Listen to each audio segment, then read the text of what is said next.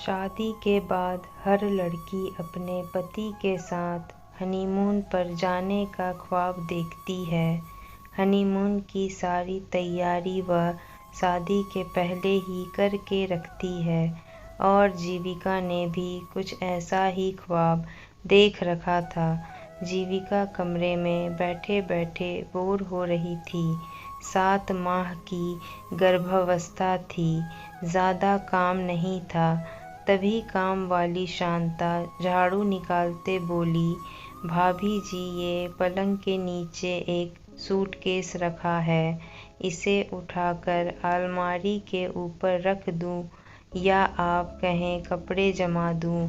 ओह शांता दीदी, निकालो तो सूटकेस, इसे तो मैं भूल ही गई थी। लाओ पलंग पर रखो और खोलो सूटकेस। खुलते ही जैसे नंदिनी की ढेर सारी यादें खुल पड़ी, वो अतीत में गोते खाने लगी। कुणाल, हम शादी के कितने दिन बाद हनीमून जाएंगे? मेरी जान, कुछ रस्मों रिवाज हो जाएं, उसके बाद मैं और तुम जब चाहे सूटकेस पैक करके हाथों में हाथ डालकर निकल जाएंगे एकांतवास पर, जहाँ होगी तुम और मैं, तीसरा न कोई। एकांतवास सुन खिलखिला कर हंस पड़ी थी जीविका। तुम्हें इतनी अच्छी हिंदी भी आती है? अरे तुम्हारे इश्क में हमने क्या क्या नहीं सीख लिया। और फिर आगे भी तो तुम ABCD सिखाने वाली हो। ऐसी जलेबी जैसी चाशनी में डूबी बातें सगाई और शादी के बीच के 6 महीनों में लगभग रोज ही करता, और वह भी अपने सपनों के राजकुमार की बातों पर यकीन कर लेती। करती भी क्यों ना, हर लड़की होने वाले भावी जीवन साथी के भरोसे ही तो एक नए घर में प्रवेश कर जाती है, मगर वही सुहाने सपने ज़मीनी हकीकत में पहुंचकर धूमिल हो जाते हैं। जीविका के साथ भी वही हुआ। बड़ी आशाओं के साथ कुणाल के संग 7 फेरे लेकर वो अपने नए घर में ससुराल पहुंची। 2-4 दिन तक तो सब कुछ ठीक रहा। सारे मेहमान जाते ही अब जैसे हकीकत से सामना होना था। कुणाल, हम हनीमून पर कब जाएंगे?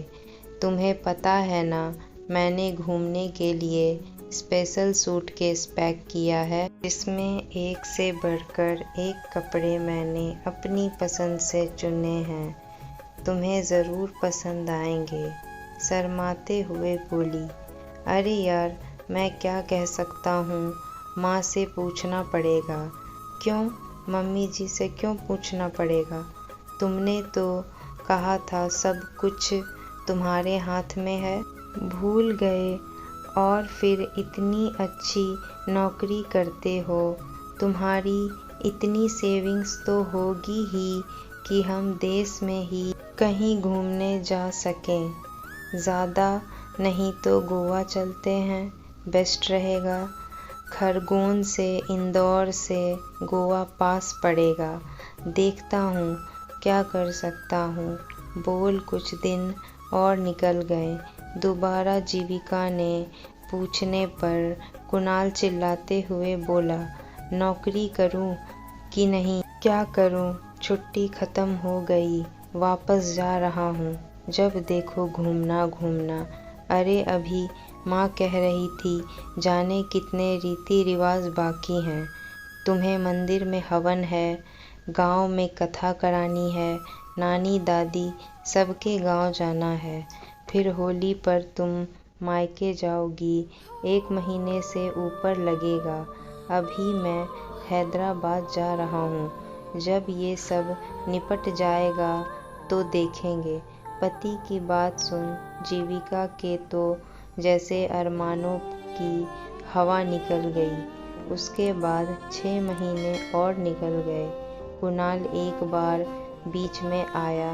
एक दिन पता चला जीविका प्रेग्नेंट है। कुणाल के तो जैसे होश उड़ गए। एक काम करते हैं, डॉक्टर से पूछते हैं। कुछ तो हो सके तो अभी ज़्यादा दिन भी नहीं हुए हैं। कमरे में दोनों बात कर ही रहे थे कि कान लगाकर सब सुन चुकी सास दहाड़ती हुई कमरे में प्रवेश करती है। क्या बकवास कर रहा है तू? बच्चा गिराएगा? इस घर के चिराग को बुझाएगा? बेवकूफ़ हो। गुड न्यूज़ है ये, गुड न्यूज़, कहकर नाचने लगी। मैं दादी बनने वाली हूँ। मेरा बरसों का सपना पूरा होगा। मेरे सारे व्रत पूजन आज फलित होंगे। खुशी से फूली न समाई। देख कुणाल, ये जीविका का पहला बच्चा है। इसके साथ छेड़छाड़ नहीं होगी। तुझे नहीं पता उसके बाद बच्चा होने में कितनी प्रॉब्लम्स होती हैं। और मैंने कह दिया, अब कोई और शब्द नहीं निकलेगा। मेरे सामने डर के मारे कुणाल और जीविका कुछ बोल न पाए। कुणाल अपनी नौकरी पर चला गया और जीविका ससुराल नाम के कैद खाने में बंद होकर रह गई। की आवाज़, जीविका भाभी सो रही हैं क्या? अपनी ननद की आवाज़ से जीविका वापस वर्तमान में आ गई। नहीं दीदी, बस बैठी थी। आइए, कैसे आना हुआ? ननद सिमरन की शादी महीने पहले ही हुई है। कहने को तो स्वभाव की तेज है। अभी तक घर में थी तब तक जीविका के कपड़े, मेकअप, चप्पल, ज्वेलरी, लगभग हर सामान इस्तेमाल कर चुकी है। बस कुछ दिनों से ही जीविका के पास मांगने कुछ नहीं आई थी, क्योंकि अपने ससुराल में जो व्यस्त थी उसे भी बड़ी राहत थी। न चाहते हुए भी हर सामान देना पड़ता, क्योंकि वह एक ही बात कहती, भाभी आप ये कहाँ पहनकर जाओगे? आपकी प्रेगनेंसी है ना? जीविका ने भी बात को दिल पर नहीं लिया और अपनी छोटी बहन समझकर सब सामान देती रही। वो भाभी, मैं और वरुण हनीमून पर जा रहे हैं। माँ ने कहा एक बार सबसे मिल लूँ, इसीलिए चली आई। और आप बताइए, आपकी तबीयत ठीक है? और ये देखिए, मैंने आपके लिए चॉकलेट लाई हूँ, आपको पसंद है ना? अरे भाभी, ये क्या पिटारा खोल कर बैठी हो? वाह, कितने अच्छे टॉप! ये वन पीस बहुत सुंदर। कहाँ छुपा कर रखे थे सब? अच्छा भाभी, मैं क्या सोच रही थी, हम मालदीव्स जा रहे हैं। एक काम करती हूँ, ये सारे कपड़े मैं ले जाती हूँ। आपको तो अब कभी फिट भी नहीं आने वाले। तभी कमरे में सासू जी, हाँ हाँ सिमरन, ले जा, अभी माँ बनने वाली है। इसे ऐसे छोटे मोटे कपड़ों की क्या ज़रूरत? अब तो इसके बच्चे ऐसे छोटे छोटे कपड़े पहनेंगे और फिर मुझे नहीं लगता तो 5 साल तक ही कहीं जा पाएगी। और फिर मोटापा, हाय, एक बार जो चर्बी चढ़ गई तो बड़ी मुश्किल से ही निकलती है। या फिर सुनंदा जी बड़ी बेशर्मी से बोली। दोनों माँ बेटी की बात सुन जीविका का दिमाग घूम गया। वैसे ही प्रेगनेंसी की हालत में उसके इतने मूड स्विंग्स होते थे, ऊपर से उसके सारे ख्वाब चकनाचूर करने में सबसे बड़ा हाथ तो इन माँ बेटी का ही था। आज इन्हीं की वजह से उसकी ऐसी हालत है। कहने को तो बच्चा उसका है, मगर इस तरह तो नहीं चाहती थी। फिर क्या था, वो अपनी भावनाओं पर काबू न रख पाई और चिल्लाते हुए बोली, बस करें मम्मी जी, ये सब आपकी वजह से ही हुआ है और आज आप ही मेरी खिल्ली उड़ा रही हैं। और बस बहुत हुआ दीदी, मैं आपको अपने कमरे की एक कील भी ले जाने नहीं दूंगी। खबरदार, जो मेरे कपड़ों को ले जाने का सोचा भी तो। अचानक से जीविका को ऐसे बोल व्यवहार को देख दोनों माँ बेटी डर गई। तभी कुणाल, जो सब कुछ सुन चुका था, कमरे में आया और बोला, शांत हो जाओ जीविका, ये लो पानी पियो।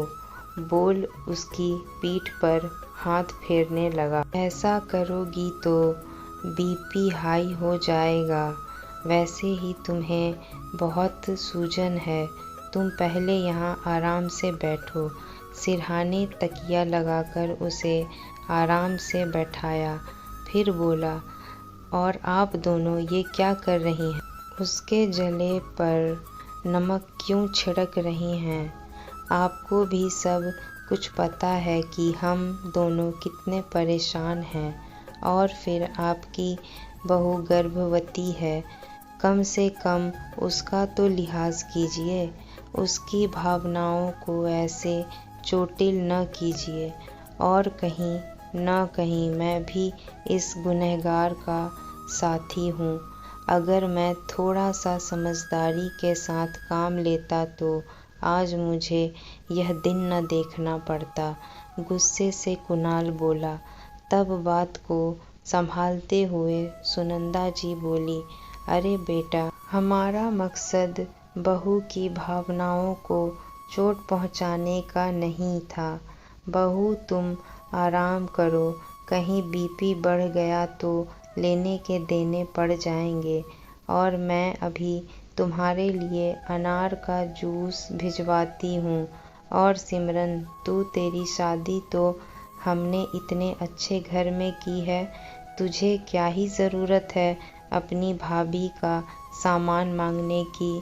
खबरदार, जो आज के बाद भाभी से कुछ मांगा तो ये घर, ये सारा सामान उसका है। उसकी मर्जी होगी तो देगी, वरना तू ज़बरदस्ती नहीं कर सकती।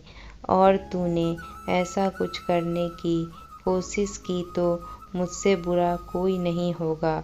सुनंदा जी ने जानबूझकर सारी बात बेटे के सामने अपनी बेटी पर डाल दी। सिमरन सब समझ गई थी कि माँ की आंखों का इशारा जो पढ़ लिया था। चुपचाप पैर पटकते हुए कमरे से बाहर चली गई।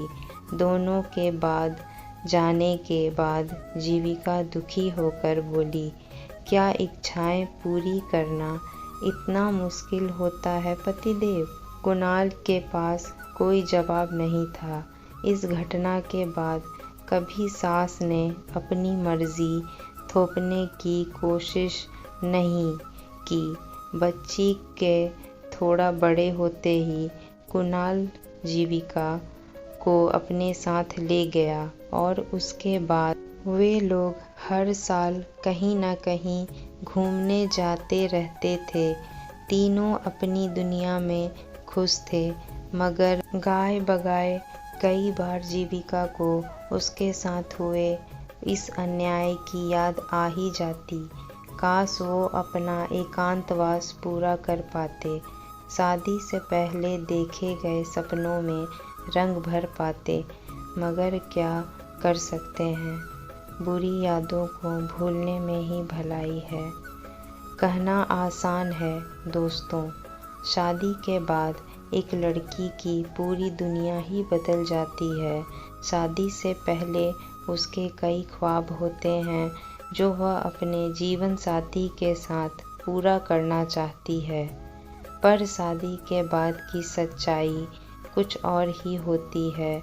कई सपनों को उसे कुचलना पड़ता है, कई अरमानों को उसे अपने दिल में दबाना पड़ता है, पर यह आसान नहीं होता एक लड़की के लिए सह जाना, क्योंकि जिस पर बीतती है वही जानता है। दोस्तों, मेरी कहानी आपको कैसी लगी कमेंट में ज़रूर बताएं और ऐसी ही पारिवारिक कहानियों को सुनने के लिए मेरे चैनल को सब्सक्राइब करना ना भूलें। धन्यवाद।